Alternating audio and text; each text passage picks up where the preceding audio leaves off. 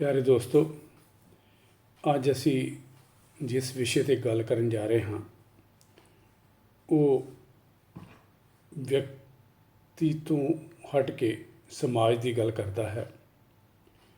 ਕੋਈ ਵੀ ਸਮਾਜ ਜਿਹੜਾ ਹੈ ਉਹ ਤਾਂ ਹੀ ਸਿਹਤਮੰਦ ਰਹਿ ਸਕਦਾ ਹੈ ਜੇ ਉਸ ਨੂੰ ਸੰਤੁਲਿਤ ਖੁਰਾਕ ਮਿਲਦੀ ਹੋਵੇ।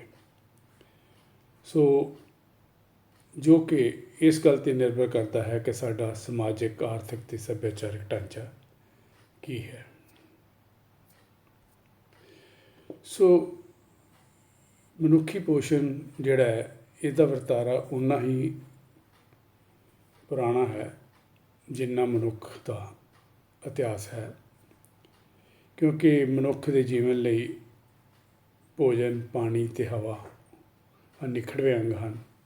ਉਹਨਾਂ ਵਿੱਚੋਂ ਭੋਜਨ ਜਿਹੜਾ ਹੈ ਉਹ ਵੀ ਬਹੁਤ ਮਹੱਤਵਪੂਰਨ ਹੈ, ਕਿਉਂਕਿ ਇਹ ਹੁਣ ਭੋਜਨ ਜਿਹੜਾ ਹੈ ਉਹ ਖਰੀਦਣਯੋਗ ਚੀਜ਼ ਬਣ ਚੁੱਕਾ ਹੈ। ਇਸ ਲਈ ਜਿਹੜੇ ਲੋਕ ਆਰਥਿਕ ਪੱਖੋਂ ਮਜ਼ਬੂਤ ਹੁੰਦੇ ਹਨ ਉਹਨਾਂ ਵਿੱਚ ਇਸ ਦੀ ਵੱਧ ਮਾਤਰਾ ਲਈ ਜਾਂਦੀ ਹੈ, ਅਤੇ ਜਿਹੜੇ ਲੋਕ ਕਮਜ਼ੋਰ ਹੁੰਦੇ ਹਨ ਆਰਥਿਕ ਪੱਖੋਂ ਉਹਨਾਂ ਵਿੱਚ ਇਸ ਦੀ ਮਾਤਰਾ ਓਨੀ ਨਹੀਂ ਮਿਲਦੀ ਜਿੰਨੀ ਕਿ ਜ਼ਰੂਰਤ ਹੁੰਦੀ ਹੈ। ਸੋ ਇਸ ਕਰਕੇ ਦੋਨੋਂ ਹੀ ਜਿਹੜੇ ਗਰੁੱਪ ਨੇ, ਭਾਵੇਂ ਉਹ ਆਰਥਿਕ ਪੱਖੋਂ ਮਜ਼ਬੂਤ ਹੈ ਜਾਂ ਆਰਥਿਕ ਪੱਖੋਂ ਕਮਜ਼ੋਰ ਹੈ, ਜੇਕਰ ਦੋਨੋਂ ਹੀ ਗਰੁੱਪ ਜਿਹੜੇ ਨੇ ਉਹ ਸੰਤੁਲਿਤ ਖੁਰਾਕ ਨਹੀਂ ਲੈਂਦੇ ਤਾਂ ਦੋਨਾਂ ਦੇ ਵਿੱਚ ਬੁਰੇ ਪ੍ਰਭਾਵ ਨਜ਼ਰ ਆਉਂਦੇ ਹਨ। ਔਰ ਦੂਸਰਾ ਜਿਹੜਾ ਪ੍ਰਭਾਵ ਪੈਂਦੇ ਨੇ ਉਹ ਸਾਡੇ ਸੱਭਿਆਚਾਰ ਦੇ ਨੇ, ਸਾਡੇ ਧਾਰਮਿਕ ਪ੍ਰਭਾਵ ਨੇ, ਜਿਨ੍ਹਾਂ ਕਰਕੇ ਅਸੀਂ ਕੁਝ ਚੀਜ਼ਾਂ ਨੂੰ ਆਪਣੀ ਖੁਰਾਕ ਦਾ ਹਿੱਸਾ ਨਹੀਂ ਬਣਾਉਂਦੇ ਅਤੇ ਕੁਛ ਨੂੰ ਬਣਾਉਂਦੇ ਹਾਂ, ਜਿਹੜਾ ਕਿ ਸਰੀਰ 'ਤੇ ਵੀ ਪ੍ਰਭਾਵ ਛੱਡਦਾ ਹੈ। ਸੰਸਾਰ ਸਿਹਤ ਸੰਸਥਾ ਵੱਲੋਂ ਜਿਹੜੀ ਜਿਸ ਤਰ੍ਹਾਂ ਸਿਹਤ ਨੂੰ ਪਰਿਭਾਸ਼ਿਤ ਕੀਤਾ ਗਿਆ ਹੈ ਉਹ ਹੈ ਕਿ ਇਹ ਸੰਪੂਰਨ ਸਰੀਰਕ, ਮਾਨਸਿਕ ਅਤੇ ਸਮਾਜਿਕ ਤੰਦਰੁਸਤੀ ਦੀ ਅਵਸਥਾ ਹੈ, ਕੇਵਲ ਬਿਮਾਰੀ ਜਾਂ ਕਮਜ਼ੋਰੀ ਦੀ ਗੈਰ ਹਾਜ਼ਰੀ ਨਹੀਂ। ਸੋ ਇਸ ਤੋਂ ਭਾਵ ਹੈ ਕਿ ਮਨੁੱਖ ਜਿਹੜਾ ਜੇ ਉਸ ਵਿੱਚ ਕੋਈ ਬਿਮਾਰੀ ਨਹੀਂ ਜਾਂ ਕਮਜ਼ੋਰੀ ਨਹੀਂ ਤਾਂ ਇਹਦਾ ਮਤਲਬ ਇਹ ਨਹੀਂ ਕਿ ਉਹ ਤੰਦਰੁਸਤ ਹੈ। ਸੋ ਤੰਦਰੁਸਤੀ ਲਈ ਸਾਨੂੰ ਸਰੀਰਕ, ਮਾਨਸਿਕ ਅਤੇ ਸਮਾਜਿਕ ਪੱਧਰ 'ਤੇ ਤੰਦਰੁਸਤ ਹੋਣਾ ਜ਼ਰੂਰੀ ਹੈ। ਜਦੋਂ ਅਸੀਂ ਜਨਤਕ ਸਿਹਤ ਦੀ ਗੱਲ ਕਰਦੇ, ਪਬਲਿਕ ਹੈਲਥ ਦੀ ਗੱਲ ਕਰਦੇ ਹਾਂ, ਤਾਂ ਇਸ ਵਿੱਚ ਵੀ ਜਿਹੜੀ ਸਿਹਤ ਹੈ ਉਹ ਨਿਰਭਰ ਕਰਦੀ ਹੈ ਸਾਡੀ ਖੁਰਾਕ 'ਤੇ ਔਰ ਖੁਰਾਕ ਦੇ ਪੌਸ਼ਟਿਕ ਤੱਤਾਂ 'ਤੇ, ਕਿਉਂਕਿ ਜਿਹੜੀ ਸਾਡੀ ਖੁਰਾਕ ਹੈ ਉਸ ਵਿੱਚ ਜਿੰਨੇ ਵੀ ਪੌਸ਼ਟਿਕ ਤੱਤ ਹੁੰਦੇ ਨੇ ਉਹ ਸਾਰੇ ਹੀ ਇੱਕ ਪ੍ਰਪੋਰਸ਼ਨ ਦੇ ਵਿੱਚ ਪਾਏ ਜਾਂਦੇ ਨੇ। ਸੋ ਨਾ ਤਾਂ ਅਸੀਂ ਉਹਦੀ ਵੱਧ ਮਾਤਰਾ ਵਰਤੋਂ ਕਰ ਸਕਦੇ ਹਾਂ, ਨਾ ਹੀ ਉਹਦੀ ਘੱਟ ਮਾਤਰਾ। ਔਰ ਜਦੋਂ ਅਸੀਂ ਸੰਤੁਲਿਤ ਮਾਤਰਾ ਵਿੱਚ ਅਸੀਂ ਲਵਾਂਗੇ ਤਾਂ ਸਾਡੀ ਸਿਹਤ ਜਿਹੜੀ ਹੈ ਰਹੇਗੀ, ਅਦਰਵਾਈਜ਼ ਸਾਡੇ ਸਿਹਤ 'ਤੇ ਇਸ 'ਤੇ ਬੁਰੇ ਪ੍ਰਭਾਵ ਨਜ਼ਰ ਆਉਣਗੇ। ਸੋ ਇਸ ਲਈ ਜ਼ਰੂਰੀ ਹੈ ਕਿ ਜਿਹੜੀ ਸਾਡੀ ਖੁਰਾਕ ਹੈ ਉਸ ਦਾ ਕੋਈ ਪੈਟਰਨ ਜਾਂ ਉਸ ਦੇ ਕੋਈ ਦਿਸ਼ਾ ਨਿਰਦੇਸ਼ ਜਿਹੜੇ ਨੇ ਉਹ ਹੋਣੇ ਜ਼ਰੂਰੀ ਨੇ, ਤਾਂ ਕਿ ਅਸੀਂ ਚੰਗੀ ਖੁਰਾਕ ਲੈ ਸਕੀਏ। ਔਰ ਇਹ ਖੁਰਾਕ ਸਮਾਜ ਵਿੱਚ ਤਾਂ ਹੀ ਅਸੀਂ ਕਰ ਸਕਦੇ ਹਾਂ ਜੇਕਰ ਉਹਨਾਂ ਨੂੰ ਉਹ ਸਾਰੀਆਂ ਚੀਜ਼ਾਂ ਮੁਹੱਈਆ ਕਰਾਈਆਂ ਜਾਣ ਅਤੇ ਜਾਗਰੂਕਤਾ ਕੀਤੀ ਜਾਵੇ ਕਿ ਇਹ ਚੀਜ਼ਾਂ ਲੈਣੀਆਂ ਅਤੀ ਜ਼ਰੂਰੀ ਨੇ ਖੁਰਾਕ ਦੇ ਵਿੱਚ। ਸੋ ਖੁਰਾਕ ਦੇ ਸਾਰੇ ਹੀ ਤੱਤ ਜਿਹੜੇ ਨੇ ਉਹ ਲੈਣੇ ਜ਼ਰੂਰੀ ਨੇ। ਜਦੋਂ ਮਨੁੱਖੀ ਪੋਸ਼ਣ ਦੀ ਗੱਲ ਕਰਦੇ ਹਾਂ ਤਾਂ ਇਹ ਇੱਕ ਵਿਗਿਆਨਿਕ ਡਿਸਿਪਲਿਨ ਹੈ, ਅਨੁਸ਼ਾਸਨ ਹੈ, ਜਿਸ ਵਿੱਚ ਪੌਸ਼ਟਿਕ ਅਤੇ ਭੋਜਨ ਅਤੇ ਪੌਸ਼ਟਿਕ ਤੱਤਾਂ ਦੀ ਪ੍ਰਾਪਤੀ ਹੁੰਦੀ ਹੈ। ਸਿਰਫ ਪ੍ਰਾਪਤੀ ਨਹੀਂ ਹੁੰਦੀ, ਇਹਨਾਂ ਦੀ ਵਰਤੋਂ ਜਿਹੜੀ ਹੈ ਸਰੀਰ ਵੱਲੋਂ ਉਹ ਕਿਸ ਤਰ੍ਹਾਂ ਕੀਤੀ ਜਾਂਦੀ ਹੈ ਉਸ 'ਤੇ ਵੀ ਨਿਰਭਰ ਕਰਦਾ ਹੈ। ਔਰ ਉਸੇ ਗੱਲ 'ਤੇ ਹੀ ਸਾਡਾ ਇਹ ਨਿਰਭਰ ਕਰਦਾ ਕਿ ਸਾਡੀ ਸਿਹਤ ਕਿਸ ਤਰ੍ਹਾਂ ਦੀ ਹੈ, ਇਸ ਦਾ ਵਿਕਾਸ ਕਿਸ ਤਰ੍ਹਾਂ ਹੋ ਰਿਹਾ ਔਰ ਇਹ ਕਿਸ ਤਰ੍ਹਾਂ ਤੰਦਰੁਸਤ ਰਹਿ ਰਹੀ ਹੈ। ਸੋ ਮਨੁੱਖੀ ਪੋਸ਼ਣ ਜਿਹੜਾ ਇੱਕ ਵਿਗਿਆਨ ਹੈ ਉਹ ਸਾਨੂੰ ਇਹ ਆਧਾਰ ਦਿੰਦਾ ਹੈ ਕਿ ਅਸੀਂ ਕਿਸ ਤਰ੍ਹਾਂ ਤੰਦਰੁਸਤ ਰਹਿਣਾ, ਕਿੱਦਾਂ ਸਾਡਾ ਵਿਕਾਸ ਹੋਣਾ ਔਰ ਕਿਸ ਤਰ੍ਹਾਂ ਸਾਡੀ ਸਿਹਤ ਬਿਮਾਰੀ ਰਹਿਤ ਰਹਿਣੀ ਹੈ। ਇਹ ਦੇਖਣ 'ਚ ਆਇਆ ਹੈ ਕਿ ਕੁਝ ਓਬਜ਼ਰਵੇਸ਼ਨਸ ਨੇ ਕਿ ਜਿਹਦੇ ਵਿੱਚ ਦੇਖਿਆ ਗਿਆ ਕਿ ਕਈ ਲੋਕ ਬਹੁਤ ਜ਼ਿਆਦਾ ਖਾਣਾ ਖਾਂਦੇ ਨੇ, ਕਈ ਲੋਕ ਦੀ ਜਿਹੜੀ ਚੋਇਸ ਹੈ ਉਹ ਬਹੁਤ ਮਾੜੀ ਹੁੰਦੀ ਹੈ ਕਿ ਉਹ ਕੋਈ ਵੀ ਜਿਹੜਾ ਕਿਸੇ ਤਰ੍ਹਾਂ ਦਾ ਵੀ ਭੋਜਨ ਜਿਹੜਾ ਬਾਜ਼ਾਰ ਵਿੱਚੋਂ ਜਾਂ ਰੇਹੜੀਆਂ ਤੋਂ ਲੈ ਕੇ ਖਾ ਰਹੇ ਨੇ। ਔਰ ਕਈ ਵਾਰੀ ਉਹਨਾਂ ਦੀ ਵਿੱਤ ਜਾਂ ਉਹਨਾਂ ਦੇ ਆਰਥਿਕ ਆਧਾਰ ਹੀ ਇਤਨਾ ਕਮਜ਼ੋਰ ਹੁੰਦਾ ਹੈ ਕਿ ਉਹ ਉਸ ਪੱਧਰ ਦੀ ਖੁਰਾਕ ਨਹੀਂ ਲੈ ਸਕਦੇ ਜਿਹੜੀ ਕਿ ਉਹਨਾਂ ਦੀ ਲੈਣੀ ਚਾਹੀਦੀ ਹੈ।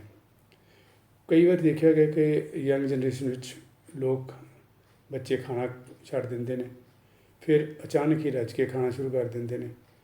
ਔਰ ਕਈ ਵਾਰ ਖਾਣੇ ਤੋਂ ਬਾਅਦ ਵੀ ਜਿਹੜੇ ਅਸੀਂ ਮਿੱਥੇ ਨੇ ਕਿ ਸਵੇਰੇ ਬ੍ਰੇਕਫਾਸਟ ਹੈ, ਦੁਪਹਿਰੇ ਲੰਚ ਹੈ, ਡਿਨਰ ਹੈ, ਸੋ ਉਹਨਾਂ ਤੋਂ ਬਾਅਦ ਵੀ ਜਿਹੜੇ ਨੇ ਕੁਝ ਨਾ ਕੁਝ ਖਾਂਦੇ ਰਹਿੰਦੇ ਨੇ।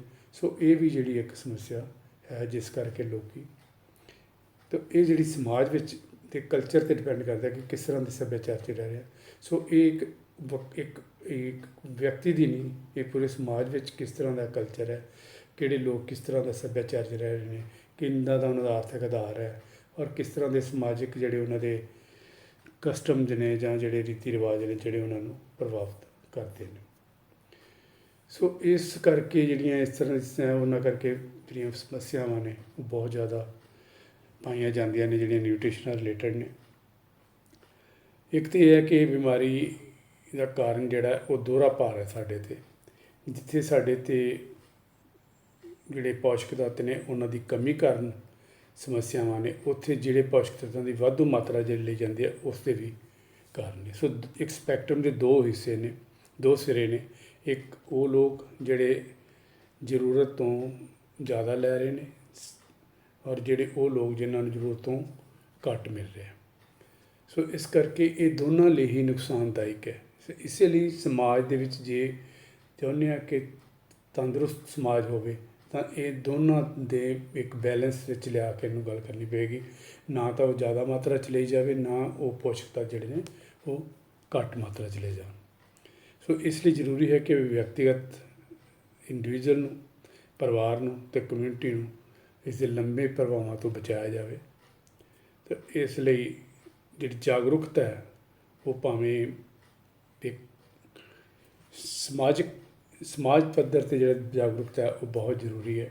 ਸੋ ਇਸੇ ਲਈ ਕਹਿੰਦੇ ਹਾਂ ਕਿ ਜਿਹੜੀਆਂ ਜੇ ਕਿਸੇ ਇਲਾਕੇ ਵਿੱਚ ਪ੍ਰੋਡਕਸ਼ਨ ਹੋ ਰਹੀ ਹੈ ਕਿਸੇ ਚੀਜ਼ ਦੀ, ਫਸਲਾਂ ਦੀ ਜਾਂ ਮਤਲਬ ਅਨਾਜ ਦੀ ਜਾਂ ਦਾਲਾਂ ਦੀ ਜਾਂ ਠੰਡਿਆਈ ਦੀ ਜਾਂ ਹੋਰ ਜਿਹੜੀਆਂ ਖੁਰਾਕੀ ਤੱਤ ਨੇ, ਪਰ ਉਹ ਕਿਸ ਤਰ੍ਹਾਂ ਵਰਤੋਂ ਕਰਨੀ ਹੈ ਉਹਨਾਂ ਪ੍ਰਤੀ ਜਾਗਰੂਕਤਾ ਜਿਹੜੀ ਹੈ ਉਹ ਵੀ ਹੈ।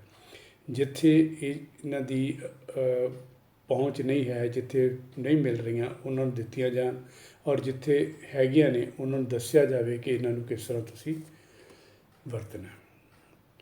ਸੋ ਇਸ ਲਈ ਜ਼ਰੂਰੀ ਹੈ ਕਿ ਜਦੋਂ ਅਸੀਂ ਜਨਤਕ ਸਿਹਤ ਪੋਸ਼ਣ ਦੀ ਗੱਲ ਕਰਦੇ ਹਾਂ ਤਾਂ ਇਸ ਦਾ ਮਤਲਬ ਹੁੰਦਾ ਕਿ ਅਸੀਂ ਇੱਕ ਮਨੁੱਖ ਦੀ ਗੱਲ ਨਹੀਂ ਕਰ ਰਹੇ, ਅਸੀਂ ਉਸ ਪੂਰੇ ਸਮਾਜ ਦੀ ਗੱਲ ਕਰ ਰਹੇ ਹਾਂ। ਤਾਂ ਪੂਰੀ ਆਬਾਦੀ ਦੀ ਗੱਲ ਕਰਦੇ ਹਾਂ ਕਿ ਆਬਾਦੀ ਵਿੱਚ ਜਿਹੜੇ ਇਹ ਜਿਸ ਤਰ੍ਹਾਂ ਦੇ ਅਸੀਂ ਖਾਣ ਪਾਣ ਹੈ ਸਾਡਾ, ਉਹ ਕਿਸ ਤਰ੍ਹਾਂ ਸਾਡੀ ਸਿਹਤ ਨੂੰ ਪ੍ਰਭਾਵਿਤ ਕਰ ਰਿਹਾ। ਮੰਨ ਲਓ ਕਿ ਜੇ ਅਸੀਂ ਪੰਜਾਬ 'ਚ ਰਹਿ ਰਹੇ ਤਾਂ ਪੰਜਾਬ ਦੇ ਲੋਕਾਂ ਦਾ ਜਿਹੜਾ ਕਲਚਰ ਹੈ, ਜਿਹੜਾ ਸੱਭਿਆਚਾਰ ਹੈ ਜਾਂ ਧਾਰਮਿਕ ਹੈ ਜਾਂ ਦੂਸਰੇ ਪ੍ਰਭਾਵ ਨੇ, ਉਹ ਕਿਸ ਤਰ੍ਹਾਂ ਸਾਡੀ ਖੁਰਾਕ ਨੂੰ ਪ੍ਰਭਾਵਿਤ ਕਰ ਰਹੇ ਨੇ, ਔਰ ਕਿਉਂ ਅਸੀਂ ਜਿਹੜੇ ਲੋਕ ਹਾਂ ਉਹ ਨੋਨ ਕਮਿਊਨੀਕੇਬਲ ਜਿਹੜੀਆਂ ਬਿਮਾਰੀਆਂ ਨੇ, ਪੋਸ਼ੀਦਾ ਜਿਹੜੀਆਂ ਮਤਲਬ ਕੀ ਕਹਿ ਸਕਦੇ ਹਾਂ ਕਿ ਉਹ ਬਿਮਾਰੀਆਂ ਜਿਹੜੀਆਂ ਲੰਬੇ ਸਮੇਂ ਲਈ ਚੱਲਦੀਆਂ ਨੇ, ਜਿਵੇਂ ਸ਼ੂਗਰ ਦਾ ਬਿਮਾਰੀ ਹੈ, ਬਲੱਡ ਪ੍ਰੈਸ਼ਰ ਹੈ, ਇਹ ਸਾਰੀਆਂ ਬਿਮਾਰੀਆਂ ਸਾਨੂੰ ਕਿਉਂ ਨੇ? ਮਤਲਬ ਕਿਤੇ ਨਾ ਕਿਤੇ ਸਾਡੇ ਕਲਚਰ ਵਿੱਚ, ਸੱਭਿਆਚਾਰ ਵਿੱਚ ਕੁਛ ਨਾ ਕੁਛ ਅਜਿਹੇ ਤੱਤ ਨੇ ਜਾਂ ਸਾਡੇ ਵਿਅਕਤੀਗਤ ਪ੍ਰਭਾਵ ਨੇ ਜਿਹੜੇ ਕਿ ਸਾਨੂੰ ਇਸ ਬਿਮਾਰੀਆਂ ਵੱਲ ਨੂੰ ਲਿਜਾ ਰਹੇ। ਸੋ ਇਸ ਲਈ ਸਿਹਤ ਅਤੇ ਬਿਮਾਰੀ ਦੀ ਰੋਕਥਾਮ ਨੂੰ ਉਤਸ਼ਾਹਿਤ ਕਰਨ ਲਈ ਜ਼ੋਰ ਦਿੱਤਾ ਜਾਣਾ ਚਾਹੀਦਾ। ਸੋ ਇਸ ਲਈ ਜਨਤਕ ਸਿਹਤ ਪੋਸ਼ਣ ਜਿਹੜਾ ਇਹ ਚੰਗੀ ਸਿਹਤ ਹੋਵੇ, ਔਰ ਇਹਨਾਂ ਕਾਰਨ ਜਿਹੜੀਆਂ ਹੋਣ ਵਾਲੀਆਂ ਸਮੱਸਿਆਵਾਂ ਨੇ ਉਹਨਾਂ ਤੋਂ ਪਹਿਲਾਂ ਹੀ ਬਚਾਅ ਕੀਤਾ ਜਾਵੇ, ਰੋਕਥਾਮ ਕੀਤੀ ਜਾਵੇ। ਇਸ ਲਈ ਸਾਰਾ ਧਿਆਨ ਕੇਂਦਰਿਤ ਹੋਣਾ ਚਾਹੀਦਾ ਹੈ। ਸੋ ਜੇ ਅਸੀਂ ਸਮਾਜ ਵਿੱਚ ਕੁਛ ਵੀ ਤਬਦੀਲੀਆਂ ਲਿਆਉਂਦੇ ਹਾਂ ਜਿਹਦੇ ਨਾਲ ਅਸੀਂ ਉਹਨਾਂ ਦੀ ਖੁਰਾਕ ਨੂੰ ਬੈਲੈਂਸ ਕਰ ਸਕਦੇ ਹਾਂ, ਸੰਤੁਲਿਤ ਕਰ ਸਕਦੇ ਹਾਂ, ਤਾਂ ਸਮਾਜ ਵਿੱਚ ਇੱਕ ਵੱਡੀ ਤਬਦੀਲੀ ਆ ਸਕਦੀ ਹੈ ਔਰ ਬਿਮਾਰੀਆਂ ਤੋਂ ਅਸੀਂ ਬਚ ਸਕਦੇ ਹਾਂ। ਸੋ ਇਸ ਲਈ ਕਿਹਾ ਜਾਂਦਾ ਹੈ ਕਿ ਗੈਰ ਸਿਹਤਮੰਦ ਖੁਰਾਕ ਜਿਹੜੀ ਹੈ ਉਹ ਜਿਹੜੀ ਹੈ ਅਤੇ ਜਿਹੜੀ ਸਾਡੀ ਫਿਜ਼ੀਕਲ ਐਕਟੀਵਿਟੀਜ਼ ਨੇ ਇੰਨੀਆਂ ਘੱਟ ਨੇ, ਜਿੱਥੇ ਜਗ੍ਹਾ 'ਤੇ ਘੱਟ ਨੇ ਉੱਥੇ ਹਰ ਸਾਲ ਘੱਟੋ ਘੱਟ 3 ਲੱਖ ਮੌਤਾਂ ਇਸ ਕਾਰਨ ਕਰਕੇ ਹੋ ਰਹੀਆਂ ਨੇ, ਜਿੱਥੇ ਸਾਡੀ ਖੁਰਾਕ ਬੈਲੈਂਸ ਨਹੀਂ ਹੈ ਗੈਰ ਜਾਂ ਅਸੀਂ ਫਿਜ਼ੀਕਲ ਐਕਟੀਵਿਟੀ ਨਹੀਂ ਕਰਦੇ।